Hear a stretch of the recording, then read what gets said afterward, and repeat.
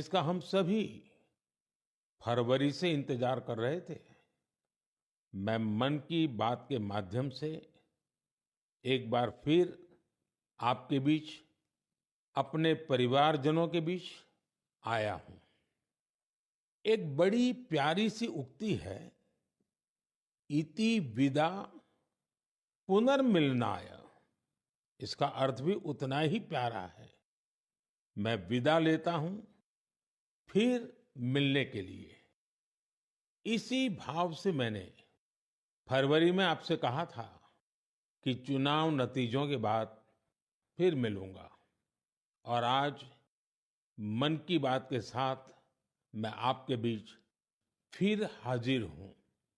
उम्मीद है आप सब अच्छे होंगे, घर में सबका स्वास्थ्य अच्छा होगा। और अब तो मानसून भी आ गया है, और जब मानसून आता है तो मन भी आनंदित हो जाता है। आज से फिर एक बार हम मन की बात में ऐसे देशवासियों की चर्चा करेंगे जो अपने कामों से समाज में, देश में बदलाव ला रहे हैं।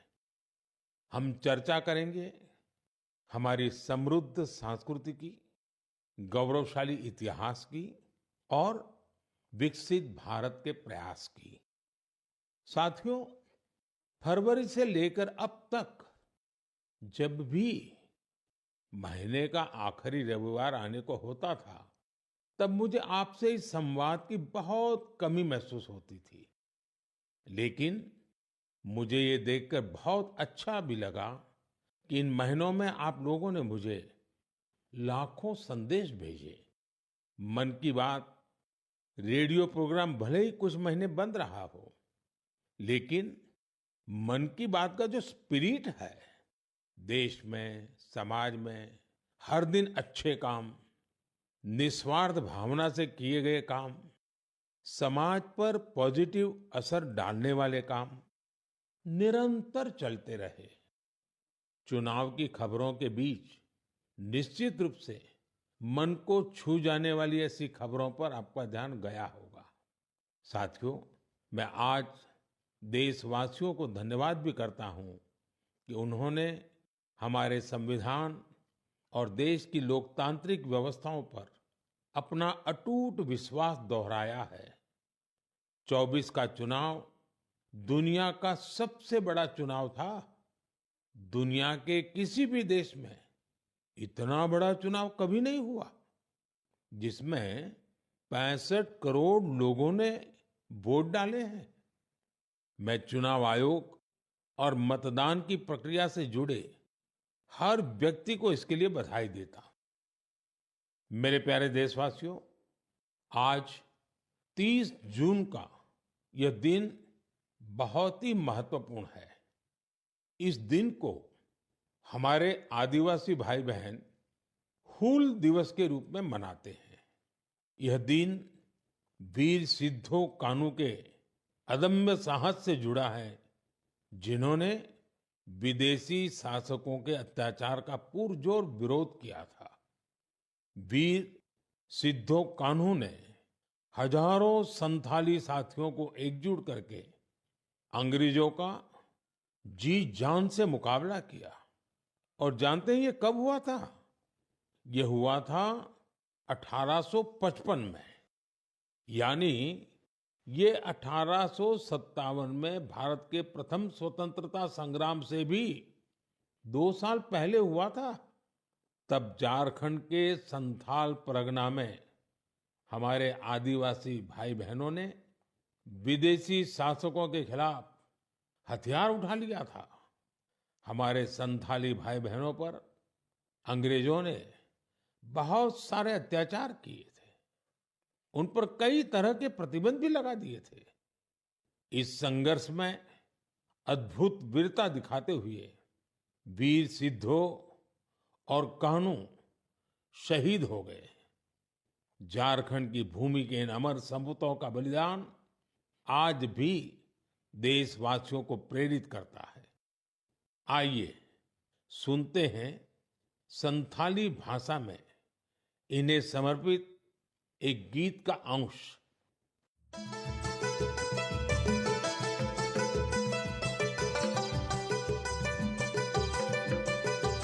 सीधा कानू बोल बुया मनावे 29 जन जहां दिसमरिया मरंग दो संताल हुलका संताल हुंदो आंदोड़ लेना इंग्रेज कानून भंगोड़ लेना जुमी बंजो एसपीटी एकेला गोईना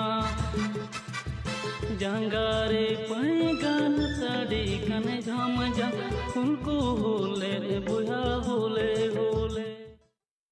मेरे प्यारे साथियों, अगर मैं आपसे पूछूं कि दुनिया का सबसे अनमोल रिश्ता कौन सा होता है, तो आप जरूर कहेंगे माँ।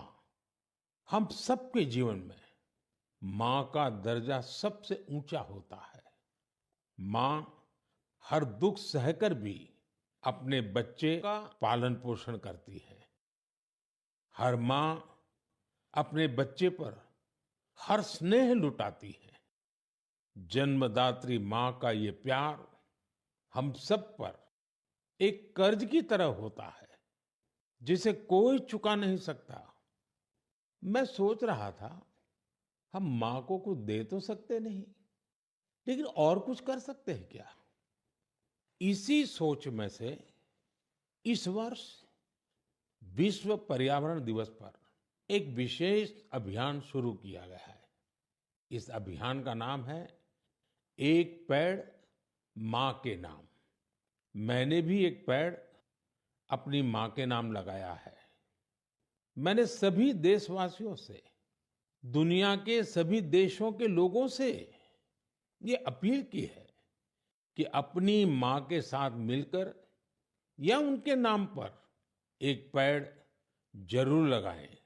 और मुझे ये देखकर बहुत खुशी है कि माँ की स्मृति में या उनके सम्मान में पेड़ लगाने का अभियान तेजी से आगे बढ़ रहा है। लोग अपनी माँ के साथ या फिर उनकी फोटो के साथ पेड़ लगाने की तस्वीरों को सोशल मीडिया पर साझा कर रहे हैं।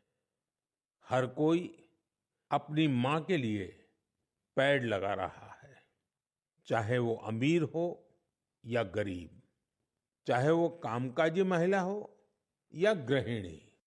इस अभियान ने सबको माँ के प्रति अपना स्नेह जताने का समान अवसर दिया है।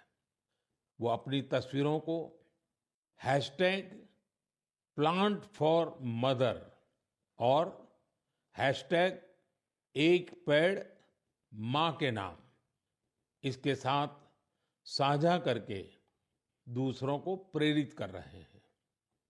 साथियों, इस अभियान का एक और लाभ होगा। धरती भी माँ के समान हमारा ख्याल रखती है। धरती माँ ही हम सबके जीवन का आधार है। इसलिए हमारा भी कर्तव्य है कि हम धरती माँ का भी ख्याल रखें। माँ के नाम पेड़ लगाने के अभियान से अपनी माँ का सम्मान तो होगा ही होगा, धरती माँ की भी रक्षा होगी। पिछले एक दशक में भारत में सबके प्रयास से वन क्षेत्र का अभूतपूर्व विस्तार हुआ है। अमृत महोत्सव के दौरान देश भर में 60,000 से ज्यादा अमृत सरोवर भी बनाए गए हैं। अब हमें ऐसे ही माँ के नाम पर पेड़ लगाने के अभियान को गति देनी है। मेरे प्यारे देशवासियों, देश के अलग अलग हिस्सों में मानसून तेजी से अपना रंग बिखेर रहा है और बारिश के इस मौसम में सबके घर में जिस चीज की खोज शुरू हो गई है वो है छाता। मन की बात में आज मैं आपको एक खास तरह के छातों के बारे में बताना चाहता हूं। ये छाते तैयार होते हैं हमारे केरला में। वैसे तो केरला की संस्कृति में छातों का विशेष महत्व है। छाते वहाँ कई परंपराओं और विधि विधान का अहम हिस्सा होते हैं। लेकिन मैं जिस छाते की बात कर रहा हूं वो है कार्थुम्बी छाते, और इन्हें तैयार किया जाता है केरला के अट्टापडी में। ये रंग बिरंगे छाते बहुत शानदार होते हैं, और खासियत ये कि इन छातों को केरला की हमारी आदिवासी बहनें तैयार करती हैं। आज देश भर में इन छातों की मांग बढ़ रही है। इनकी ऑनलाइन बिक्री भी हो रही है। इन छातों को वट्टालक्की सहकारी कृषि सोसाइटी की देखरेख में बनाया जाता है। इस सोसाइटी का नेतृत्व हमारी नारी शक्ति के पास है। महिलाओं के नेतृत्व में अट्टापडी के आदिवासी समुदाय ने एंटरप्रेन्योरशिप की अद्भुत मिसाल पेश की है। इस सोसाइटी ने एक बैम्बू हैंडीक्राफ्ट यूनिट की भी स्थापना की है। अब ये लोग एक रिटेल आउटलेट और एक पारंपरिक कैफे खोलने की भी तैयारी में है। इनका मकसद सिर्फ अपने छाते और अन्य उत्पाद बेचना ही नहीं है, बल्कि ये अपनी परंपरा, अपनी संस्कृति से भी दुनिया को परिचित करा रहे हैं। आज कार्थुम्बी छाते केरला के एक छोटे से गांव से लेकर मल्टीनेशनल कंपनियों तक का सफर पूरा कर रहे हैं। लोकल के लिए वोकल होने का इससे बेहतरीन उदाहरण और क्या होगा। मेरे प्यारे देशवासियों, अगले महीने इस समय तक पेरिस ओलंपिक शुरू हो चुके होंगे। मुझे विश्वास है कि आप सब भी ओलंपिक खेलों में भारतीय खिलाड़ियों का उत्साह बढ़ाने का इंतजार कर रहे होंगे। मैं भारतीय दल को ओलंपिक खेलों की बहुत बहुत शुभकामनाएं देता हूं। हम सबके मन में टोक्यो ओलंपिक की यादें अब भी ताजा हैं। टोक्यो में हमारे खिलाड़ियों के प्रदर्शन ने हर भारतीय का दिल जीत लिया था। टोक्यो ओलंपिक के बाद से ही हमारे एथलीट्स पेरिस ओलंपिक की तैयारियों में जी जान से जुटे हुए थे।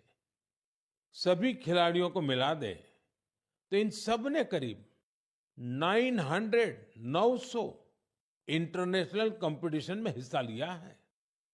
ये काफी बड़ी संख्या है। साथियों, पेरिस ओलंपिक में आपको कुछ चीजें पहली बार देखने को मिलेगी। शूटिंग में हमारे खिलाड़ियों की प्रतिभा निखर कर सामने आ रही है। टेबल टेनिस में मेन और विमेन दोनों टीमें क्वालिफाई कर चुकी हैं।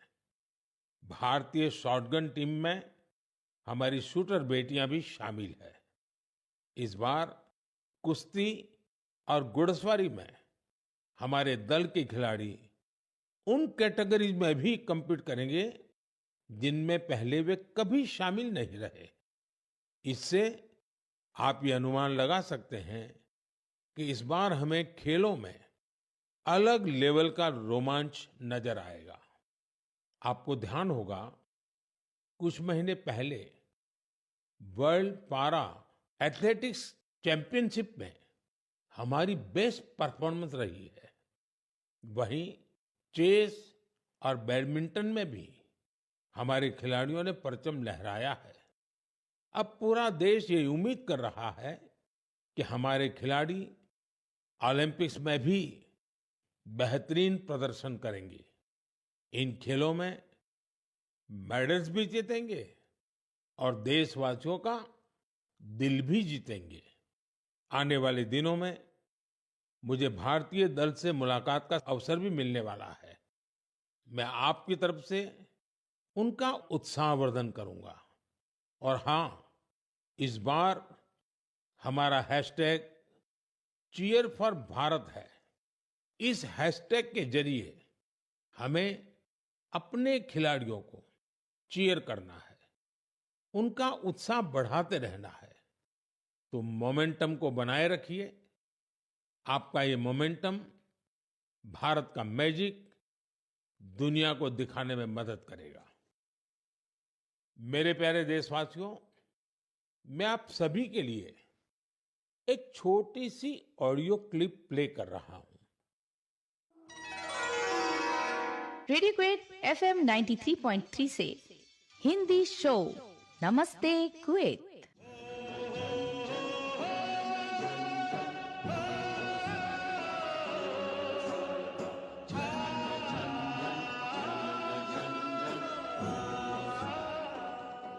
एक ऐसा कार्यक्रम जिसमें हम बात करेंगे कुवैत भारत संबंध के बारे में, कुवैत भारत संस्कृति के बारे में और उस रिश्ते के बारे में जो दोनों देशों को अलग-अलग क्षेत्रों में जोड़ता है। इस रेडियो कार्यक्रम को सुनकर आप भी हैरत में पड़ गए ना? तो आइए आपको इसके पीछे की पूरी बात बताते हैं। दरअसल ये कुवैत रेडियो के एक प्रसारण की क्लिप है।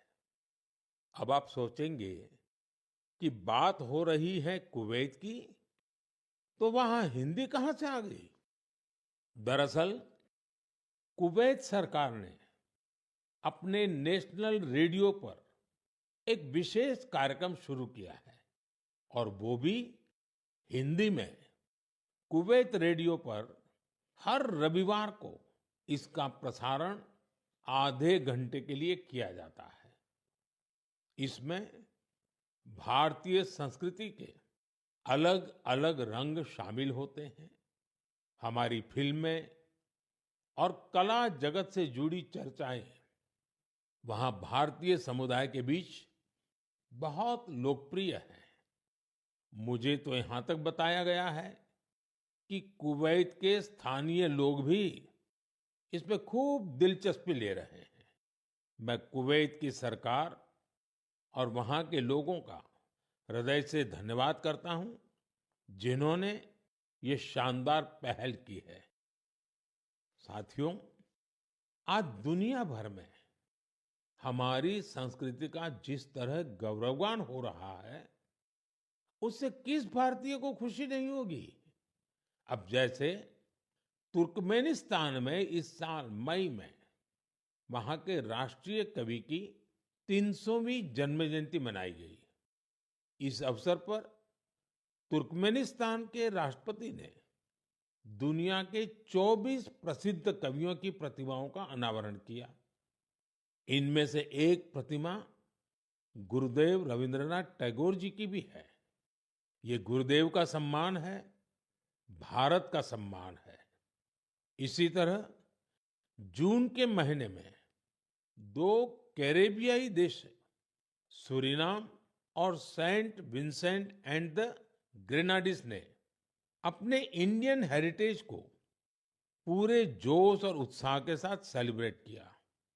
सूरीनाम में हिंदुस्तानी समुदाय हर साल 5 जून को इंडियन अराइवल डे और प्रवासी दिन के रूप में मनाता है।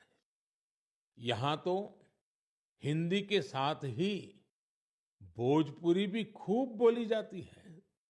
सेंट विंसेंट एंड द ग्रेनाडीज में रहने वाले हमारे भारतीय मूल के भाई बहनों की संख्या भी करीब 6000 है। उन सबको अपनी विरासत पर बहुत गर्व है। 1 जून को इन सब ने इंडियन अराइवल डे को जिस धूमधाम से मनाया, उससे उनकी ये भावना साफ झलकती है। दुनिया भर में भारतीय विरासत और संस्कृति का जब ऐसा विस्तार दिखता है, तो हर भारतीय को गर्व होता है। साथियों, इस महीने पूरी दुनिया ने 10वें योग दिवस को भरपूर उत्साह और उमंग के साथ मनाया है। मैं भी जम्मू कश्मीर के श्रीनगर में आयोजित योग कार्यक्रम में शामिल हुआ था। कश्मीर में युवाओं के साथ साथ बहनों बेटियों ने भी योग दिवस में बढ़ चढ़ करके हिस्सा लिया। जैसे जैसे योग दिवस का आयोजन आगे बढ़ रहा है, नए नए रिकॉर्ड्स बन रहे हैं। दुनिया भर में योग दिवस ने कई शानदार उपलब्धियां हासिल की हैं। सऊदी अरब में पहली बार एक महिला अल हनौफ साद जी ने कॉमन योगा प्रोटोकॉल को लीड किया। ये पहली बार है जब किसी सऊदी महिला ने किसी मेन योगा सेशन को इंस्ट्रक्ट किया हो। इजिप्ट में इस बार योग दिवस पर एक फोटो कंपटीशन का आयोजन किया गया। नील नदी के किनारे, रेड सी के बीचेस पर और पिरामिडों के सामने योग करते लाखों लोगों की तस्वीरें बहुत लोकप्रिय हुई। अपने मार्बल बुद्धा स्टैचू के लिए प्रसिद्ध म्यांमार का मारा विजया पैगोडा कॉम्प्लेक्स दुनिया में मशहूर है। यहाँ भी 21 जून को शानदार योगा सेशन का आयोजन हुआ। बहरीन में दिव्यांग बच्चों के लिए एक स्पेशल कैंप का आयोजन किया गया।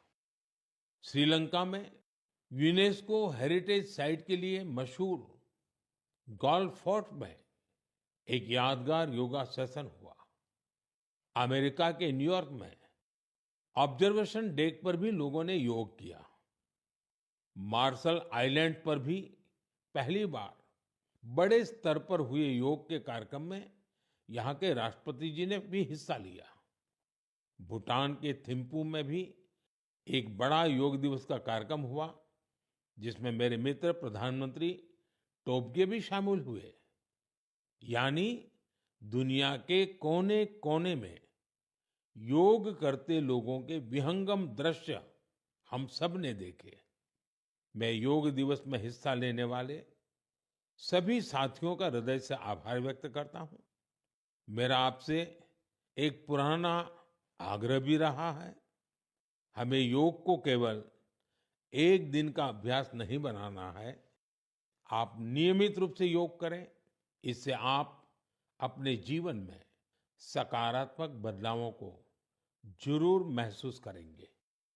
साथियों, भारत के कितने ही प्रोडक्ट्स हैं जिनकी दुनिया भर में बहुत डिमांड है, और जब हम भारत के किसी लोकल प्रोडक्ट को ग्लोबल होते देखते हैं तो गर्व से भर जाना स्वाभाविक है। ऐसा ही एक प्रोडक्ट है अराकू कॉफी। अराकू कॉफी आंध्र प्रदेश के अल्लूरी सीताराम राजू जिले में बड़ी मात्रा में पैदा होती है। ये अपने रिच फ्लेवर और अरोमा के लिए जानी जाती है। अराकू कॉफी की खेती से करीब 1.5 लाख आदिवासी परिवार जुड़े हुए हैं। अराकू कॉफी को नई ऊंचाई देने में गिरिजन कोऑपरेटिव की बहुत बड़ी भूमिका रही है। इसने यहाँ के किसान भाई बहनों को एक साथ लाने का काम किया और उन्हें अराकू कॉफी की खेती के लिए प्रोत्साहन दिया। इससे इन किसानों की कमाई भी बहुत बढ़ गई है। इसका बहुत लाभ कोंडा डोरा आदिवासी समुदाय को भी मिला है।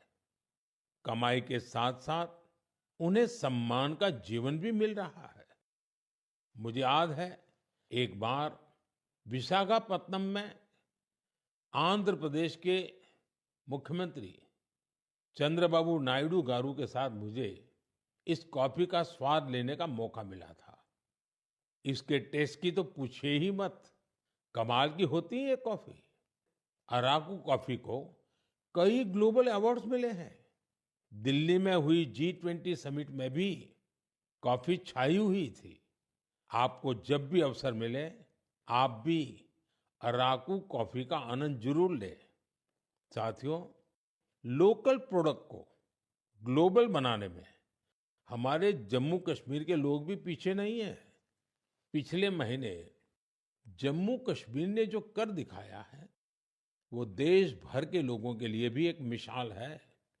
यहाँ के पुलवामा से स्नो पीज की पहली खेप लंदन भेजी गई।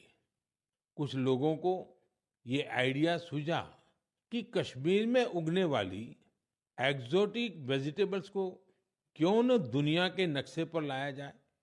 बस फिर क्या था, चकुरा गांव के अब्दुल राशिद मीर जी इसके लिए सबसे पहले आगे आए। उन्होंने गांव के अन्य किसानों की जमीन को एक साथ मिलाकर स्नो पीज उगाने का काम शुरू किया और देखते ही देखते स्नो पीज कश्मीर से लंदन तक पहुंचने लगी। इस सफलता ने जम्मू कश्मीर के लोगों की समृद्धि के लिए नए द्वार खोले हैं। हमारे देश में ऐसे यूनिक प्रोडक्ट्स की कमी नहीं है। आप ऐसे प्रोडक्ट्स को #myproductmypride के साथ जरूर शेयर करें। मैं इस विषय पर आने वाले मन की बात में भी चर्चा करूंगा। मम प्रियाः देशवासिनः अद्य अहम किंचित चर्चा संस्कृत भाषायाम आरभे। आप सोच रहे होंगे कि मन की बात में अचानक संस्कृत में क्यों बोल रहा हूं। इसकी वजह है, आज संस्कृत से जुड़ा एक खास अवसर। आज 30 जून को आकाशवाणी का संस्कृत बुलेटिन अपने प्रसारण के 50 साल पूरे कर रहा है। 50 वर्षों से लगातार इस बुलेटिन ने कितने ही लोगों को संस्कृत से जोड़े रखा है। मैं ऑल इंडिया रेडियो परिवार को बधाई देता हूं। साथियों, संस्कृत की प्राचीन भारतीय ज्ञान और विज्ञान की प्रगति में बड़ी भूमिका रही है। आज के समय की मांग है कि हम संस्कृत को सम्मान भी दें और उसे अपने दैनिक जीवन से भी जोड़ें। आजकल ऐसा ही एक प्रयास बेंगलुरु में कई और लोग कर रहे हैं। बेंगलुरु में एक पार्क है, कब्बन पार्क। इस पार्क में यहाँ के लोगों ने एक नई परंपरा शुरू की है। यहाँ हफ्ते में एक दिन, हर रविवार, बच्चे, युवा और बुजुर्ग आपस में संस्कृत में बात करते हैं। इतना ही नहीं, यहाँ वाद विवाद के कई सेशन भी संस्कृत में ही आयोजित किए जाते हैं। इनकी इस पहल का नाम है संस्कृत वीकेंड। इसकी शुरुआत एक वेबसाइट के जरिए समष्टि गुब्बी जी ने की है। कुछ दिनों पहले ही शुरू हुआ ये प्रयास बेंगलुरु वासियों के बीच देखते ही देखते काफी लोकप्रिय हो गया है। अगर हम सब इस तरह के प्रयास से जुड़े तो हमें विश्व की इतनी प्राचीन और वैज्ञानिक भाषा से बहुत कुछ सीखने को मिलेगा। मेरे प्यारे देशवासियों, मन की बात के इस एपिसोड में आपसे जुड़ना बहुत अच्छा रहा। अब ये सिलसिला फिर पहले की तरह चलता रहेगा। अब से एक सप्ताह बाद पवित्र रथ यात्रा की शुरुआत होने जा रही है। मेरी कामना है कि महाप्रभु जगन्नाथ की कृपा सभी देशवासियों पर सदैव बनी रहे। अमरनाथ यात्रा भी शुरू हो चुकी है और अगले कुछ दिनों में पंढरपुर वारी भी शुरू होने वाली है। मैं इन यात्राओं में शामिल होने वाले सभी श्रद्धालुओं को शुभकामनाएं देता हूं। आगे कच्छी नववर्ष, आषाढ़ी बीज का त्योहार भी है। इन सभी पर्व त्योहारों के लिए भी आप सभी को ढेर सारी शुभकामनाएं। मुझे विश्वास है कि पॉजिटिविटी से जुड़े जन भागीदारी के ऐसे प्रयासों को आप मेरे साथ अवश्य शेयर करते रहें। मैं अगले महीने आपके साथ फिर से जुड़ने की प्रतीक्षा कर रहा हूं। तब तक आप अपना भी, अपने परिवार का ध्यान रखिए। बहुत बहुत धन्यवाद। नमस्कार। Some music